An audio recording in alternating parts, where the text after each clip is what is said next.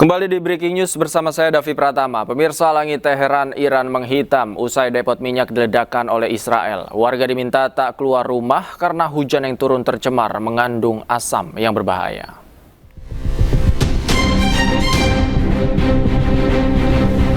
Awan hitam menyelimuti Teheran ketika asap tebal terus mengepul dari fasilitas minyak yang terkena serangan gabungan AS Israel. Kepulan asap membumbung di atas ibu kota, sementara kendaraan terlihat bernoda hitam akibat tetesan air hujan yang tercemar. Palang Merah Iran memperingatkan warga untuk mengambil tindakan pencegahan terhadap hujan asam beracun dan mendesak masyarakat untuk tetap berada di dalam ruangan, menghindari semua aktivitas luar ruangan yang tidak penting.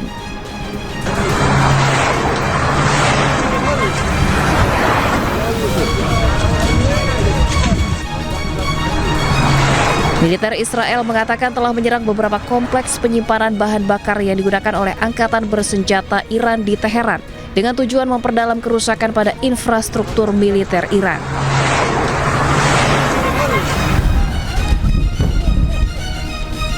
Akibat ledakan, jalanan di sekitar Teheran juga ikut terbakar hingga membuat warga panik. Kementerian Perminyakan Iran mengatakan ada 3 depot minyak yang diserang Israel, yakni di daerah Kohak, Shahran, dan Karaj. Militer Iran terus melancarkan serangan udara ke sejumlah wilayah Israel di bawah kepemimpinan Mojtaba Khamenei, pemimpin baru Iran.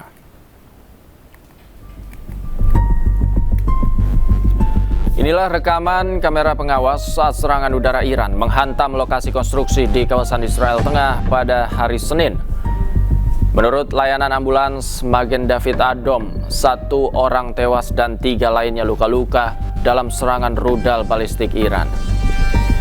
Dan ini merupakan serangan gelombang pertama di bawah kepemimpinan Mojtaba Khamenei yang baru terpilih menjadi pemimpin tertinggi Iran.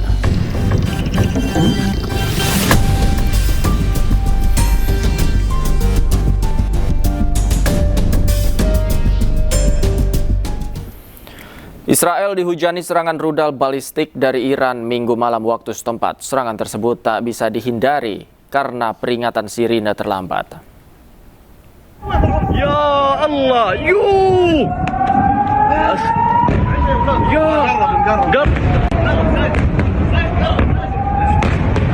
Allah. Beberapa rudal dilaporkan berhasil menembus pertahanan udara Iron Dome milik Israel. Serangan ini menjadi serangan balasan atas meledaknya kilang minyak Iran di Teheran beberapa waktu yang lalu. Panikan melanda warga Tel Aviv yang tidak sempat melarikan diri. Bahkan gempuran rudal sempat terekam oleh siaran langsung dari televisi lokal milik Israel.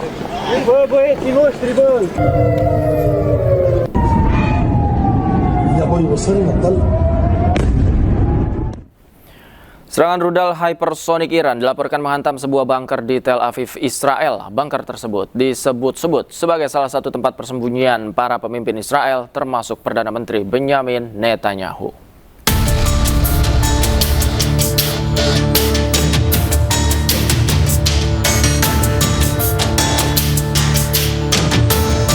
Alap salah satu tempat persembunyian bawah tanah para petinggi Israel akibat rentetan serangan rudal Iran.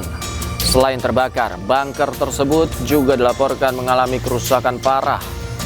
Bunker tersebut dilaporkan merupakan bunker terbesar di Israel yang difungsikan sebagai tempat berlindung para pejabat Israel selama konflik besar. Sejumlah saksi mata mengatakan terjadi ledakan besar yang diikuti kobaran api dan menyebar di seluruh area. Sejumlah bus dan mobil yang berada di lokasi turut ludes terbakar. Warga sekitar lokasi ledakan juga panik berusaha menyelamatkan diri. Laporan awal menyebutkan rudal-rudal Iran menembus sistem pertahanan udara Israel, termasuk yang membidik sejumlah lokasi paling rahasia di Tel Aviv.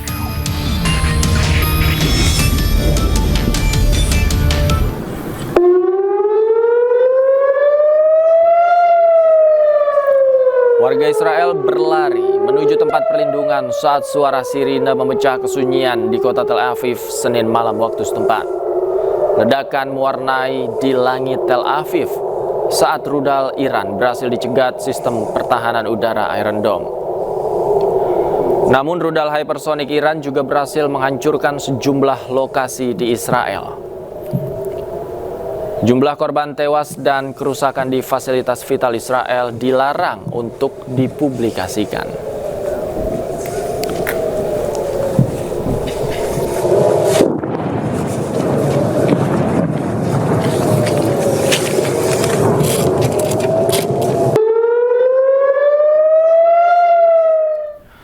Dan pemirsa, saat ini kami sudah bergabung dengan juru bicara Kementerian Luar Negeri Republik Indonesia, Fad Nabil Ahmad Mulacela.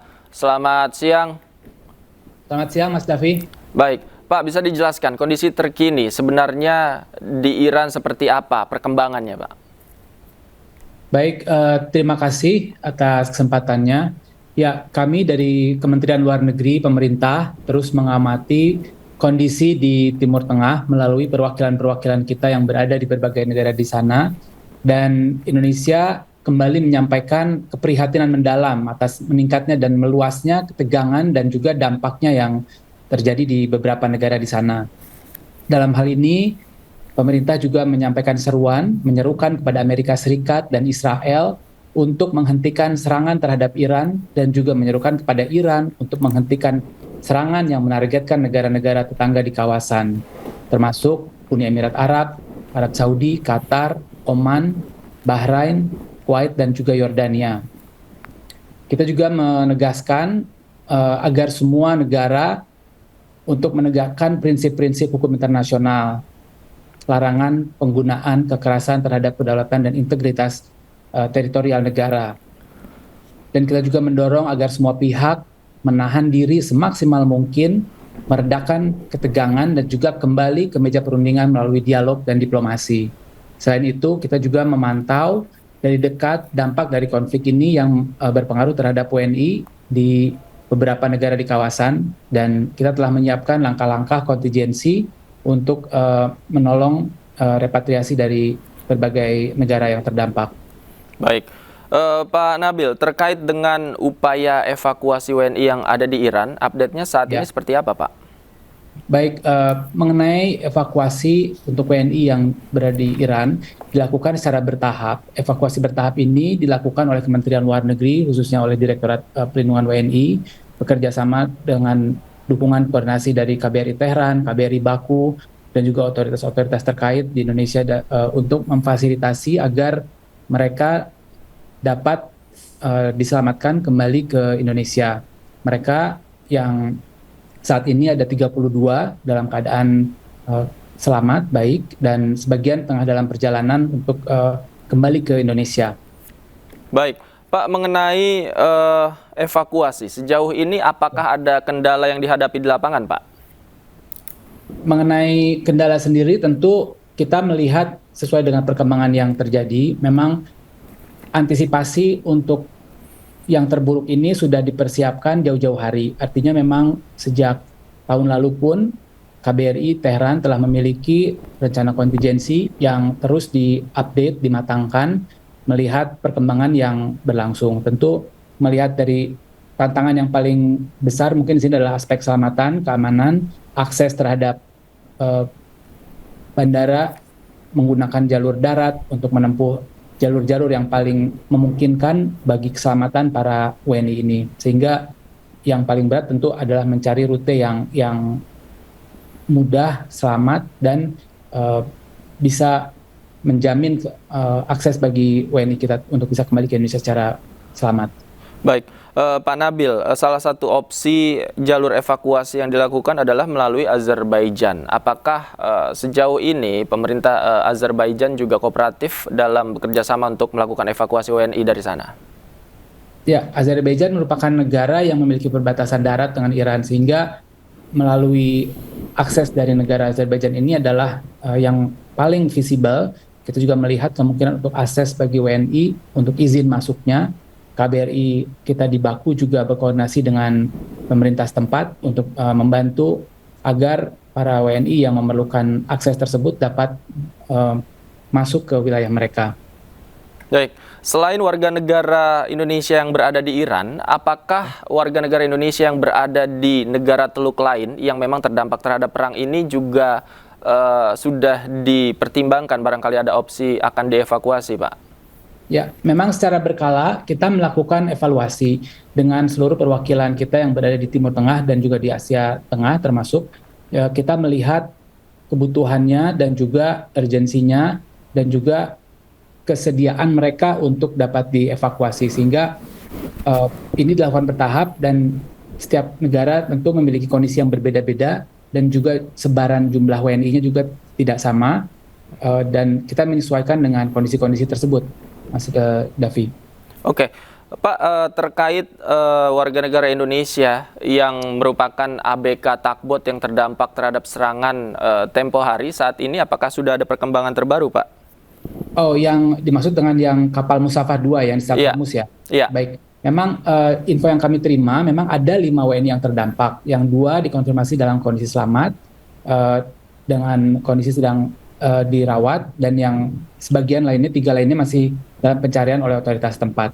Dan kita, Kementerian Luar Negeri dan juga perwakilan terus mengawal penanganan ini, berkoordinasi juga dengan otoritas dari negara-negara yang terkait, khususnya Oman dan Uni Emirat Arab. Baik, yang masih dirawat di sana artinya belum akan dipulangkan dalam waktu dekat ya, Pak? Sejauh ini belum, masih dalam perawatan. Oke, kemudian terkait dengan evakuasi warga negara Indonesia, Pak, yang ada di sana, apa saja mungkin yang menjadi faktor yang dipertimbangkan untuk melakukan evakuasi, kemudian mempertimbangkan jalur dan waktu untuk evakuasi, Pak? Ya, yang terutama adalah aksesnya. Akses itu artinya kita melihat dari akses udara, karena tidak banyak maskapai yang mungkin beroperasi di tengah situasi yang seperti ini. Kemudian juga aspek keselamatan, memastikan bahwa perjalanan dari lokasi satu ke lokasi lainnya itu dapat ditempuh dengan aman, dan oleh karena itu ini menjadi faktor-faktor yang kita pertimbangkan dalam memilih lokasi, rute, dan juga opsi-opsi transportasinya. Baik, kalau untuk sosialisasi terhadap perkembangan terbaru, kemudian kebijakan yang dilakukan pemerintah Indonesia kepada warga negara Indonesia di sana, jaring komunikasinya seperti apa, Pak? Itu dilakukan melalui berbagai jalur, baik secara langsung dari KBRI itu memiliki tim yang menangani hotline, dan juga ada channel-channel melalui warga kita, diaspora, yang memang sudah memiliki jaringan di antara mereka juga, sehingga setiap informasi yang penting selalu didiseminasikan secara bertahap dan juga paralel. Dan juga kita memiliki website yang bisa diakses setiap saat. Di sana juga tersedia informasi-informasi yang penting yang dapat dilihat kapanpun dan dimanapun, selain dengan adanya hotline tadi, nomor-nomor hotline yang dimiliki oleh setiap perwakilan. Baik di perwakilan maupun di Jakarta ada nomor hotline tersebut. Oke, baik. Pak Nabil, selain warga negara Indonesia di Iran dan khususnya di wilayah perang ini, juga ada beberapa warga negara Indonesia juga yang terdampak, yang terjebak begitu di negara lainnya. Karena penerbangan ini kan saat ini masih dibatasi. Sejauh ini informasi yang didapatkan Kementerian Luar Negeri seperti apa? Ya betul, kita tidak membedakan ya, artinya untuk mengupayakan evakuasi untuk bisa memulangkan warga negara Indonesia yang terdampak oleh kondisi saat ini, baik mereka berstatus sebagai pelajar ataupun yang sedang menjalankan ibadah umroh, mungkin kita sama-sama memperhitungkan seluruhannya, sehingga data ini kita jadikan pertimbangan dalam menyusun upaya langkah-langkah yang kita bisa tempuh untuk mengembalikan mereka. Oke, apakah terkait hal ini ada kebijakan baru, Pak, dari Kementerian Luar Negeri yang akan memang diumumkan khususnya terkait evakuasi warga negara Indonesia di sana? Sejauh ini kita mengumumkan agar tetap waspada. Kita meminta mereka untuk mematuhi apa yang disampaikan oleh otoritas tempat, dan juga tentu himbauan-himbauan yang sifatnya untuk menunda perjalanan apabila tidak urgent itu tetap kita berikan. Dan di saat bersamaan di website kita juga kita terus-terusan mengupdate, dan juga ada Peduli WNI untuk kita bisa memberikan update kepada mereka. Oke, baik. Kita pantau terus, Pak, update dan perkembangannya seperti apa. Terima kasih, Pak Nabil Mulacelah, juru bicara Kementerian Luar Negeri, sudah bergabung bersama kami. Selamat sore, Pak. Sehat selalu. Pemirsa, pengamat Timur Tengah Dina Sulaiman menilai Iran akan terus melawan Amerika Serikat, Israel, dan menutup pintu perundingan. Serangan terhadap Iran membuat tuntutan pembalasan dari warga Iran semakin kuat. Ya, dalam pandangan saya ini kan kalau buat Iran ini sudah istilahnya perang eksistensial ya. Kalau dia tidak melawan, dia bisa hancur gitu. Dan juga apalagi sudah banyak sekali garis merah yang dilanggar oleh Amerika Serikat, termasuk juga membunuh pimpinan tertinggi Iran Ayatollah Khamenei, dan juga bagaimana Amerika Serikat dan Israel itu menghancurkan banyak sekali infrastruktur sipil gitu. Dan buat Iran ini kalau dia berhenti dan ke meja perundingan, itu sama halnya dengan mengkhianati rakyatnya sendiri, karena rakyatnya betul-betul sangat menginginkan adanya pembalasan terhadap kejahatan Amerika Serikat dan Israel. Tapi di pihak Amerika dan Israel sebenarnya itu mereka sedang mencari jalan keluar yang tidak mempermalukan. Kelihatannya ada dua strategi yang mereka lakukan. Yang pertama, terus membombardir Iran, berharap Iran dengan situasi yang sangat berat akhirnya menyatakan minta berhenti perang gitu. Dan yang kedua, ini ya, mencari cara supaya memang perang akan berhenti, gencatan senjata gitu, tapi bukan dari mereka juga yang memberikan pernyataan terdahulu, sehingga berusaha menggunakan negara-negara ketiga di back channel diplomasi ya, negara-negara lain di balik layar, gimana caranya supaya membujuk Iran agar mau untuk berhenti. Dalam situasi seperti ini sebenarnya kartunya ada di Iran ya. Iran mau tidak menerima bahwa pembalasannya hanya sebegitu saja gitu ya, dalam kondisi bahwa dia punya kemampuan untuk terus melanjutkan serangan. Dan yang banyak diharapkan oleh seluruh dunia, saya pikir orang-orang yang ingin sekali Palestina merdeka, ya memang Iran melanjutkannya supaya rezim Zionis Israel betul-betul runtuh dan Palestina bisa meraih kemerdekaannya dan terbebas dari kejahatan Israel. Jangan mana-mana pemirsa, Breaking News masih akan kembali usai jeda berikut, tetaplah bersama kami.